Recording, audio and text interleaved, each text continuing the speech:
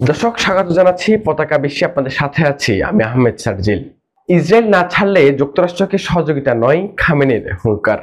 যুক্তরাষ্ট্রকে এবার কড়া ভাষায় স্পষ্ট বার্তা দিয়েছে ইরান।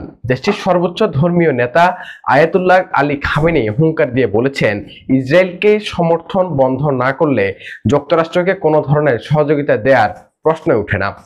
তেহরানের ছাত্র সমাবেশে ইরানের সর্বোচ্চ নেতা আয়াতুল্লাহ আলী খামেনি বলেন, যদি যুক্তরাষ্ট্র সত্যি সহযোগিতা চায় তবে তাদের মধ্যপ্রাচ্যে হস্তক্ষেপ বন্ধ করতে হবে এবং ইসরায়েলকে দেওয়ার সমর্থন সম্পূর্ণভাবে প্রত্যাহার করতে হবে। খামেনি অভিযোগ করেন, ওয়াশিংটন সবসময় উদ্যত্ত দেখায় আর তারা কখনো আত্মসমর্পণ ছাড়া কিছুই মানে না। 1979 সালের ইসলামী বিপ্লবের বার্ষিকী উপলক্ষে আয়োজিত সমাবেশে দেওয়া এই বার্তা আবারও তুলে ধরেছে। ইরানের অবস্থান এখন কঠোর ও স্পষ্ট। চলতি বছরের জুনে ইসরায়েলের নজিরবিহীন বিমান হামলার পর দুই দেশের মধ্যে যুদ্ধ শুরু হয়।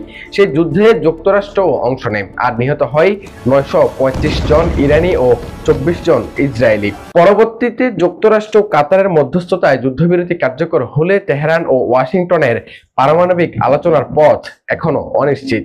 খামেনির ভাষায়, যে জাতি শক্তিশালী কেউ তাকে আঘাত করতে সাহস পায় না, আমরা সে শক্তিশালী জাতি হতে চাই।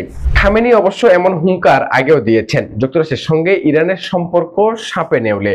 ইসরায়েলের ইরান যুদ্ধের সময় যুক্তরাষ্ট্র সরাসরি হস্তক্ষেপ করে এবং ইরানের পারমাণবিক কেন্দ্রে হামলা চালায়। এ নিয়ে ইরান যুক্তরাষ্ট্রের উপর বেশ ক্ষুব্ধ। দর্শক, পতাকা বিশ্বের এই ছিল আমাদের আয়োজন। আমাদের সাথে থাকুন।